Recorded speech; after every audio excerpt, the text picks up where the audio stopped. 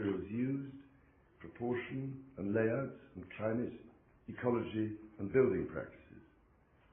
Fourthly, it is worth building beautifully, in a manner that builds upon tradition, evolving it in response to present challenges and utilizing present-day resources and techniques.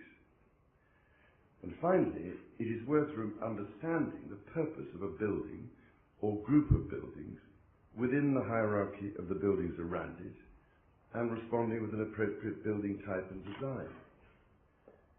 Doing this often implies the composition of a harmonious whole rather than the erection of singular objects of architectural or corporate will which merely panders to egocentric imperatives. Such principles, in my experience, tend to create added social and environmental value as well as commercial value. They apply whether building anew or adapting existing buildings. We all need to consider the meaning of heritage and recognize that sustainability is achieved by creating buildings that people will both want to use and be able to use efficiently 100 years hence. Local distinctiveness should flourish and traditional craft skills should be rediscovered and incorporated in new buildings as well as old, so that true and timeless methods of building are exploited for not only the beauty they create, but also the environmental benefits they offer. You may possibly, ladies and gentlemen, have heard of the slow food movement, which has emerged as a direct reaction to the overall destructiveness of fast food. And incidentally, as you probably read, we waste a third of all food in this country. What we need, I have long felt, is a slow architecture movement as well.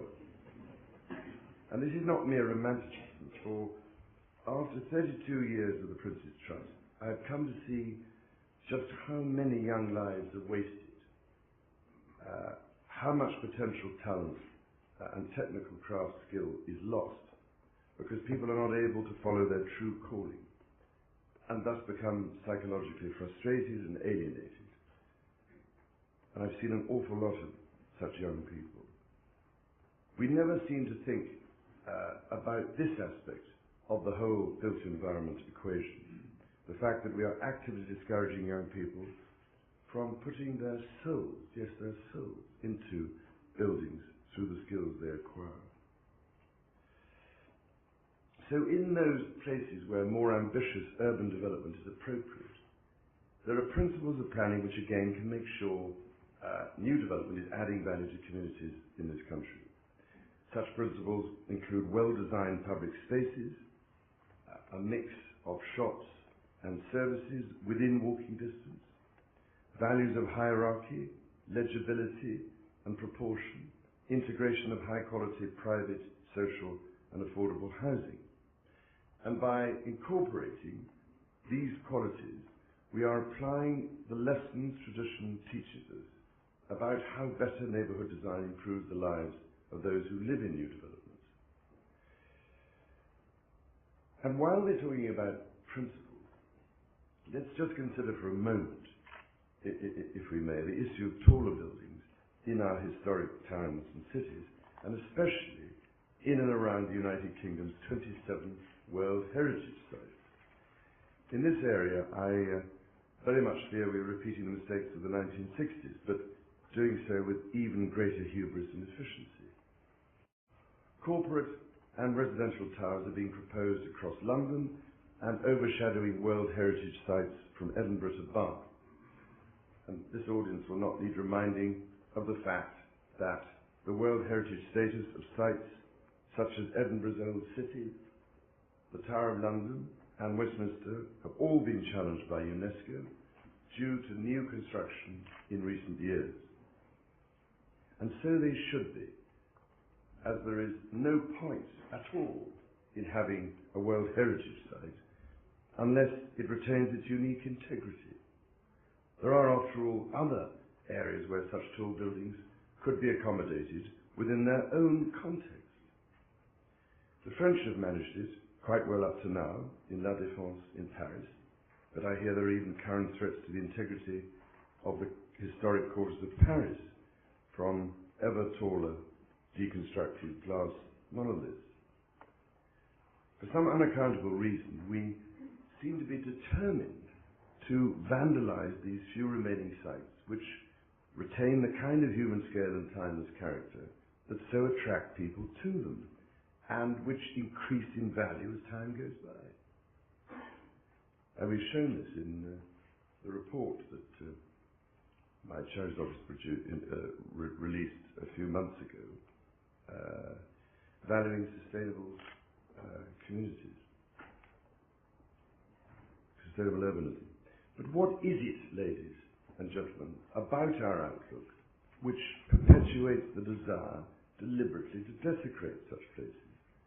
You would think, wouldn't you, that we might have outgrown this kind of attitude by now. Thus, in chasing the corporate tenant or the buy-to-let investor, we may not only be destroying our heritage, but killing the goose that lays the golden egg. For we will destroy what makes our cities and towns so attractive to tourists in the process. Interestingly, London currently holds almost a 2% share of world tourism, and London tourists spent £7.5 billion here in 2006, according to Visit London, with visitor surveys attesting to the fact that the Tower of London and St Paul's Cathedral are Britain's top paid attractions. Nevertheless, speculative towers are currently proposed in the environs of both the Tower and St Paul's. Many people believe, erroneously, that the only way to achieve environmental efficiencies in development is by building very tall buildings. Indeed, improving the average density of building in England is critical to achieving location efficiency, which reduces automobile use and greenhouse gas emissions, as well as minimizing land take. But these efficiencies only begin to occur at 17 units to the hectare, when public transport becomes feasible, and begin to tail off at densities above 70 units to the hectare, according to a definitive research study from the United States, which has recently been applied by my foundation in a London project. This is because achieving environmental gains is a function of density, access to public transport, and walkable connected streets. Pedestrian street access becomes more difficult at higher density. Indeed, there is also a question about whether London's overstressed public transport network can actually handle greater density at the centre. Creating visual pollution is not the answer to achieving greater efficiency. Now, it's crucial to stress before it's all too late, and before people are persuaded otherwise by clever marketing, that these location efficiencies can be achieved easily by traditional English building types, including the 4 to 5 story terrace and 6 to 10 story mansion block. In fact, it's worth remembering this, Kensington and Chelsea, which so far lacks tower blocks, is the densest London borough.